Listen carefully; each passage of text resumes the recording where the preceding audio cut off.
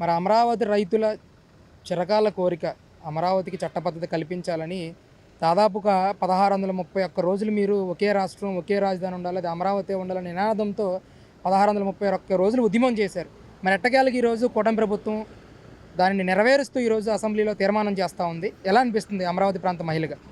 నిజంగా చాలా సంతోషంగా ఉంది. ఎందుకంటే మాకైతే కూటమి ప్రభుత్వం మీద కానీ చంద్రబాబు నాయుడు గారి మీద కానీ ఖచ్చితంగా నమ్మకం ఉంది.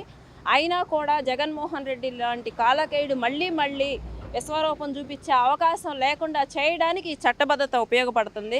ఎందుకంటే ఎవ్వరూ కూడా అమరావతిని వైపు కన్నెత్తి చూడకుండా ఇక ముందు ఎప్పుడు కూడా రాజధాని ఇష్టం వచ్చినట్టు రాజధాని మార్చుతామంటూ 3 ముక్కల ఆటతో రాష్ట్రాన్ని 5 సంవత్సరాల పాటు నాశనం చేసినటువంటి ఆయన అలాంటి పరిస్థితులు రిపీట్ అవ్వకుండా ఆంధ్ర రాష్ట్రం ఎప్పటికీ కూడా అగ్రగామిగా ఉండాలి అంటే అభివృద్ధి దిశలో వెళ్ళాలంటే అలా అమరావతి బ్రాండ్ ఇమేజ్ని దెబ్బతీయటం, అమరావతికి కానివ్వండి ఆంధ్రాకి వచ్చేటువంటి పెట్టుబడులు కానీ వెనక్కి వెళ్ళేలా చేయడం జగన్మోహన్ రెడ్డి చేసినటువంటి పని. ఇప్పుడు ఈ చట్టబద్ధత కల్పించడం ద్వారా అలాగా బ్రాండ్ ఇమేజ్ని దెబ్బతీయడానికి కూడా అవకాశం లేకుండా ఎవరైతే పెట్టుబడిదారులను వాళ్ళందరికీ కూడా ఒక భరోసా కల్పించినట్లు అవుతుంది. ఇక ముందు రోజుల్లో అమరావతి అజరామరంగా వెలుగుతుందనడంలో ఎలాంటి సందేహం కూడా లేదు. అంటే జగన్మోహన్ రెడ్డి గారు కూడా గతంలో అంటే ముఖ్యమంత్రి స్థానంలో ఉన్నప్పుడు ఒక ప్రశ్న అయితే వేశారు చంద్రబాబు నాయుడుకి. మీరు అధికారంలో ఉన్నప్పుడు అమరావతి మీద మీకు అంత ప్రేమ ఉంటే చట్టబద్ధత ఎందుకు కల్పించలేదు మీరు అని. దానికి ఏం సమాధానం చెప్తారండి? జగన్మోహన్ రెడ్డి ఎంత అవివేకి ఎంత అజ్ఞాని అనడానికి ఈ ఒక్క ప్రశ్న చాలు నిదర్శనం.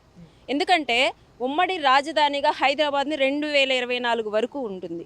అలాంటప్పుడు అమరావతి రాజధానికి చట్టబద్ధత కల్పించడానికి ఎలాగ పెడతారు? కనీసం ఆ మాత్రం కూడా అవగాహన లేకుండా జగన్మోహన్ రెడ్డి నోరుంది కదా ఏదో ఒకటి వాగేసేసి ప్రజల్లోకి వదిలేసేస్తే ప్రజలు నమ్ముతారు, మళ్ళీ నాకు ఇంకా ఎక్కువ సీట్లు ఇచ్చి కూర్చోబెడతారని పాపం పగటి కలలుగా అన్నారు. కానీ ప్రజలు అందున ముఖ్యంగా జగన్మోహన్ రెడ్డి అధికారం పోవడానికి తొలి అడుగు వేసింది జగన్మోహన్ రెడ్డి యొక్క పతనానికి తొలి అడుగు మొదలు పెట్టిందే అమరావతి మహిళలు. అది గుర్తుంచుకో జగన్మోహన్ రెడ్డి. నీ పతనానికి నాంది పలికినటువంటి అంశం అమరావతి రాజధాని. అమరావతి రైతుల పట్ల నువ్వు చేసినటువంటి విధ్వంసకరమైనటువంటి రాక్షసత్వం ఇవన్నీ కూడా ఎవరు ప్రజలు మర్చిపోలేదు. ఈరోజు వాటన్నిటికి కూడా శాశ్వత విముక్తి కలిగిందనడంలో ఏమాత్రం సందేహం లేదు. అంటే ఆయన తీరుని ఎలా చూడొచ్చండి? అసెంబ్లీలో తీర్మానం చేస్తున్నట్టుగా ఈ అమరావతి రాజధానికి సంబంధించి స్పీకర్ గారు ప్రతి ఎమ్మెల్యేకి కూడా చెప్పిన పరిస్థితి. మరి ఈరోజు ఈ తీర్మానానికి వాళ్ళెవ్వరూ కూడా హాజరవ్వకపోవడాన్ని మనం ఎలా చూడొచ్చండి? ఎలా చూసేదేముంది, ఇలాంటి వాళ్ళకి ఆ 11 మందికి కూడా ఓట్లు వేసినటువంటి వాళ్ళు ఈరోజు సిగ్గుతో తలదించుకునే పరిస్థితి. ఎందుకంటే రాష్ట్ర రాజధానికి చట్టబద్ధత కల్పిస్తూ ఉంటే అలాంటి సమయంలో కనీసం వీళ్ళ ఒపీనియన్ ఏంటనేది కూడా కనీసం తెలియజేయటానికి కూడా అసెంబ్లీకి రాకుండా వీళ్ళు ఎగ్గొడుతున్నారంటే ఇలాంటి వాళ్ళకి అసలు అసెంబ్లీ ఆ స్థానం ఏదైతే వాళ్ళు గెలిచినటువంటి స్థానం ఉందో ఆ ప్రాంత ప్రజలు ఓట్లు వేసినందుకు సిగ్గుతో తలదించుకోవాలి. ఇలాంటి వాళ్ళు రాజకీయాలకు అనర్హులు, ఇలాంటి వాళ్ళు పరిపాలనకు అనర్హులు కాదు, రాజకీయానికి కూడా అనర్హులు. కాబట్టి ఎందుకంటే ఈ మాట అన్నానంటే పరిపాలన అంటే అధికారం వస్తే పరిపాలన, కానీ రాజకీయం అంటే కనీసం విమర్శించడానికైనా పనికి రావాలి. అలాంటి వాటికి కూడా పనికిరానటువంటి వ్యక్తులు వైకాపా వ్యక్తులు. కాబట్టి ఈరోజు వాళ్ళు ఖచ్చితంగా రారు. ఎందుకంటే ఆంధ్రాని అభివృద్ధి చేసే అంశాల్లో కానివ్వండి, రాజధాని కట్టే అంశాల్లో కానివ్వండి, రాజధానికి చట్టబద్ధత కల్పించే అంశం అంటే ఆంధ్ర యొక్క బ్రాండ్ ఇమేజ్ని పెంచడం, ఇలాంటి దానికి ఖచ్చితంగా వాళ్ళు రారు. ఎందుకంటే ఆంధ్ర రాష్ట్ర పతనం వాళ్ళు కోరుకుంటారు కాబట్టి, ఖచ్చితంగా వాళ్ళ విధ్వంసం ఎక్కడ ఉంటుందో అక్కడ ఉంటారు కాబట్టి, ఎక్కడైతే వికాసం ఉంటుందో ఎక్కడైతే అభివృద్ధి ఉంటుందో వాటన్నిటికీ వాళ్ళు దూరంగా ఉంటారు. కాబట్టి అన్నిటికీ మించి ఆంధ్రప్రదేశ్ బ్రాండ్ ఇమేజ్ని దెబ్బతీయడం వాళ్ళ లక్ష్యం కాబట్టి బ్రాండ్ ఇమేజ్ పెంచే ఏ అంశానికి వాళ్ళు దగ్గరగా రారు. అంటే ఇప్పటికే ట్రోల్స్ కూడా మొదలుపెట్టేశారు అప్పుడే అమరావతి చట్టబద్ధత విషయానికి సంబంధించి. గతంలో చంద్రబాబు నాయుడు గారి మీద ఏవైతే ట్రోల్స్ వచ్చాయో ఈ అమరావతి అనేది చంద్రబాబు నాయుడు బినామీల రాజధాని, కమరావతి ఒక కులం పేరుతో తిట్టిన ఈ అంశాలకు సంబంధించి ఈరోజు రియల్ ఎస్టేట్ వ్యాపారులను కానీ చంద్రబాబు బినామీలు కానీ రక్షించుకోవడానికే ఈ చట్టబద్ధత అఫీషియల్గా తీసుకొస్తా ఉన్నాడు, అఫీషియల్గా బిల్ పాస్ చేస్తూ ఉన్నాడు చంద్రబాబు అని చెప్పి పెద్ద ఎత్తున ట్రోల్స్ వస్తూ ఉన్న తరుణంలో ఏ విధంగా రియాక్ట్ అవుతారు దీని మీద? చెప్పుంది కదా, చెప్పుతో కొడతా వైకాపా నాయకుల్ని. ఎందుకో తెలుసా?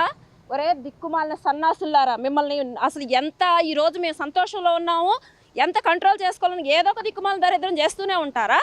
నేను ఎవరిని? ఒక ఎస్సీ మాదిగ మహిళని. నాకున్న పొలం ఎంత? నీకు లేస్తే చంద్రబాబు నాయుడు గారి సామాజిక వర్గం, చంద్రబాబు నాయుడు గారు బినామీలు, చంద్రబాబు నాయుడు గారి పార్టీలు ఇవి తప్ప ఇంకేమి రావా? ఈ బతికేగా 5 సంవత్సరాల పాటు ఏడ్చి మమ్మల్ని కన్నీళ్ల పర్యంతం చేసింది. 1631 రోజుల పాటు మమ్మల్ని కన్నీళ్లు పెట్టించి 270 మంది పైగా ప్రాణాలు పోయేలా చేసిన మీ వికటాటహాసానికి హద్దులు లేకుండా పోయింది, మీ సునకానందానికి హద్దులు లేకుండా పోయింది.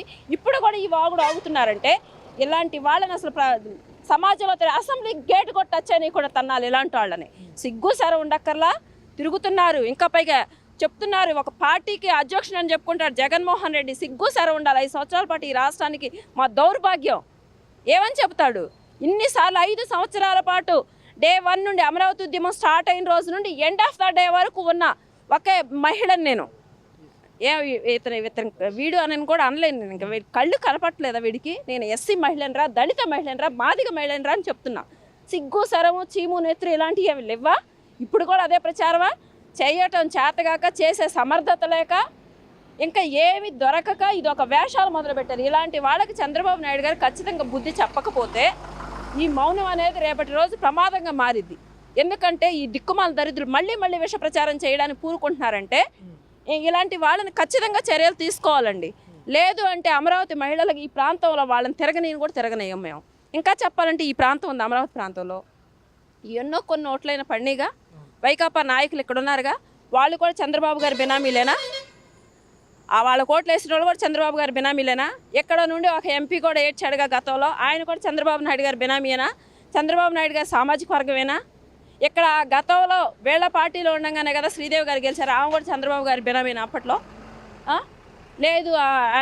ఎవరు ఇప్పుడున్న ఆయన వాళ్ళ పార్టీ ఇన్ఛార్జ్ తాడికొండ, ఆయన కూడా చంద్రబాబు నాయుడు గారి బినామీయేనా? అక్కడ నంబూరు శంకర్రావు గారు, ఆయన కూడా చంద్రబాబు నాయుడు గారి పార్టీ బినామీయేనా? తెలుగుదేశం పార్టీయేనా? సిగ్గుసార ఉండక్కర్లా. ఒక మాజీ ముఖ్యమంత్రిగా చేసినటువంటి వ్యక్తి ఇలాంటి వ్యాఖ్యల్ని ఖండించకుండా ప్యాలెస్లో కూర్చొని విగ్రహాటహాసాలు చేసుకుంటూ ఉంటే ప్రజలు బుద్ధి చెప్తారు.